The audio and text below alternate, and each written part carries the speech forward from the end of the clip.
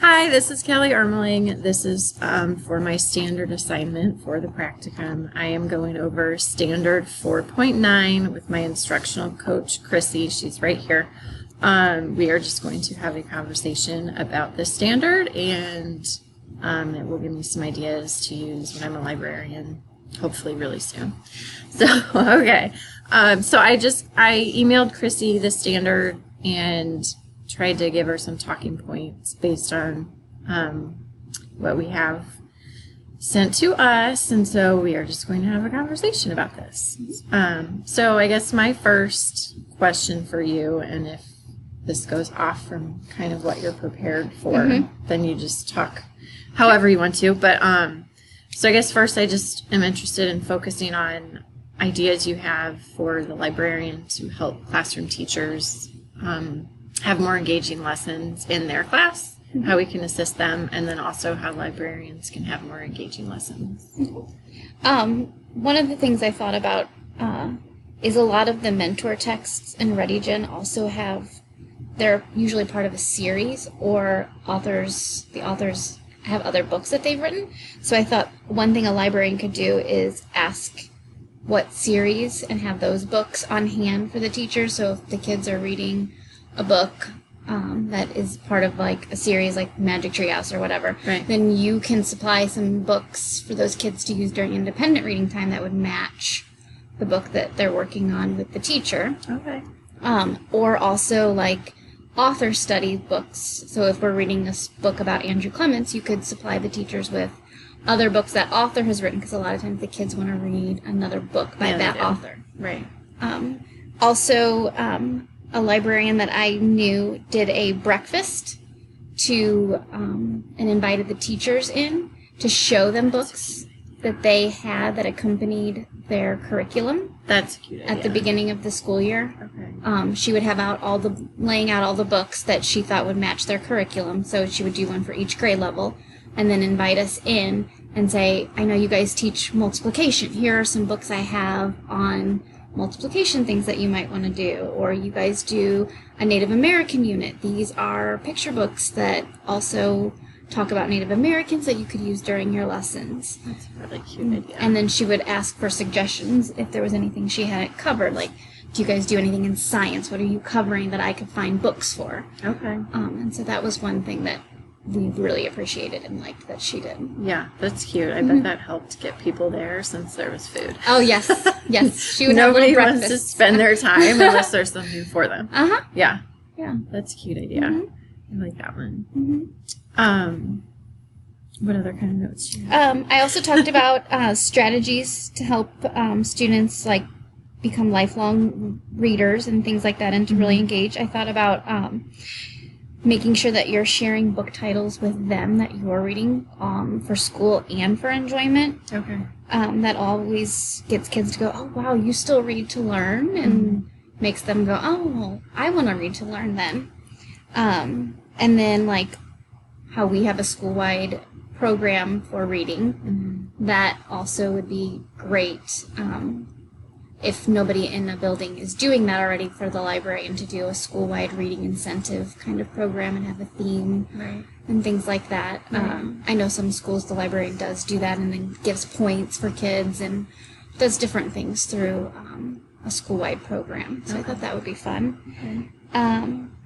I also thought about having guest speakers. If the teacher is reading a book about his author, having an author come in and talk about how they write a book and how the process of writing a book is so long. And because kids often think, well, I'm done. I wrote one copy. And so then letting them know how many times an author really has to rewrite and how long it takes, and that it's okay to keep revising and editing your writing, and even through reading too would be something that kids would enjoy, and seeing how the authors create the book, the illustrations, different things like that.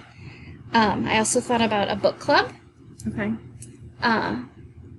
To read either the Show Me readers or the Mark Twain nominees. If you read so many of them, then you get to participate in the voting. Okay. So if you had a book club for 4th and 5th graders and you read the Mark Twain nominees, then they would get to vote on the winner. Part of and supply that to the state to decide who's the winner of that. And the Show Me readers as well. Those are for 1st through 3rd grade, and then the Mark Twain are 4th and 5th grade reading level. That's cute. Amber was talking to a class the other day about that with the Show Me readers, and when they heard that they could vote, and they all got really excited about that. Yeah. Yes. Our 4th and 5th graders used to love getting to vote on the Mark Twain nominees. And then also maybe hosting a book talk. Okay. Where kids could come in and talk about a book that they've read to try to get others to want to read their book. I thought that might be something, especially some of the older, middle, and even the little kids bringing in a book that they've read and be able to show the pictures and talk about the book might excite them to others to want to read that book. So I like that idea. The middle school librarian that I was just with, she does book talks, but she's the one who talks. So I kind of think that's a really cool idea to have the kids do it, because they might be more interested in hearing a peer talk about it rather than just a teacher. And that would be something easy to do in the library, you know, before they get to go check out, oh, look, there's this book, or even having a board, a bulletin board that has ways of, you know, an interactive one where I can write on a Post-it and stick it up there. You should check out this book. It was really good. And recommendations from others, like a book recommendation board or something. That's cute. I like that. Yeah. So those are a few ideas. Okay. Something else, I don't know if you've seen this in action anywhere. I don't know how it would work with elementary school, but the middle school librarian she sets up like a little in cahoots quiz or something online for kids that have read the Mark Twain and Truman books. And then they have to take a quick little quiz. It's just like 5 questions to prove that they did read it. And then she logs how many they've read. And then for a certain amount of books, they get this prize. And then when they reach this amount, then they get to this prize and this prize and so on. I thought that was a good idea. I just, with elementary school, I guess it would be better to have maybe a paper copy that you send so parents can help them answer the questions. Because computer would probably be difficult for the younger ones. But unless it was something they were doing at school. That's true. Yeah, that might be able to work that way. We'd have reading assemblies where at each quarter we had a reading assembly. And it kind of sounds like it was interactive like that. Like we would talk about the top readers if it was part of our reading program. We talk about the top readers, but then she always had like a PowerPoint of like different, like, grade 1, this is your question, and then it would be a question about a book that she knows that she either read to them in library or a book that was a mentor text that their teacher was using, and then they'd get to shout out the answer. And then she'd have a 2nd grade question and go on up. But it kept the kids interested, and then it also made some of those kids go, oh, I remember reading that book, and then even the older kids wanted to go back and reread books that they had already read because they remember them and they thought about them again. So that's really a cute idea. Oh, I've never heard of that one. That's really cute. I like that. Some things, I remember when I was in elementary school, we used to have like a readathon night, which I would love to do, where we would go with our sleeping bags and stuff and like a snack and read for like a half an hour or whatever, and it was this big deal where you just get to be in your PJs and comfy and go with your parents and read, and that's something I'd really like to do too. I think that would be fun. And then, hey, you didn't. I'm taking a video though for my thing, so I'll see. You're fine. No big deal.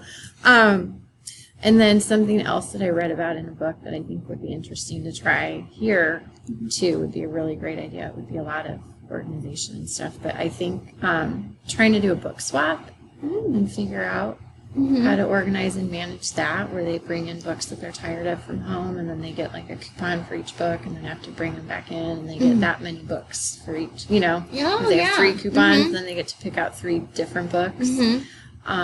I think that would be a really good idea to do here, since our kids kind of come from lower SES and don't really have the funds to get so many almost like books those little libraries you see, like in the community, only making it for and just for like a couple nights, maybe just organizing them and bring it. Anyway, I think that would be good to promote reading, since they don't some of them don't seem to have too many books at home, they say. I don't know. So, The readathon day would be something fun to do, like during Dr. Seuss Read Across America, because we could even do it during the school day. Just say, like, teachers take so much time to do, right. you know, and kids could, you know, have a reading time or something. That'd be fun. Like a little Dr. Seuss theme or something. That'd be really fun and cute. We did Flashlight Friday sometimes. Yeah. Where kids got to read. We'd turn the lights off and they'd read by flashlight in the room. And they'd get to be in a comfy spot and bring a blanket. And so. Did that help them? Did they focus more with the flashlight? Sometimes they did, yeah. Because they, you know, if you did it too much, then it wasn't as special. Yeah. But when it was special, then it was, it was cool. That's a good idea, too. Cool. Well, you've given me some really good ideas. And I am actually going to go back and watch the video. I won't make you do it, though. You don't have to hear your voice. All right. Well, thanks, Chrissy. You're welcome. All right.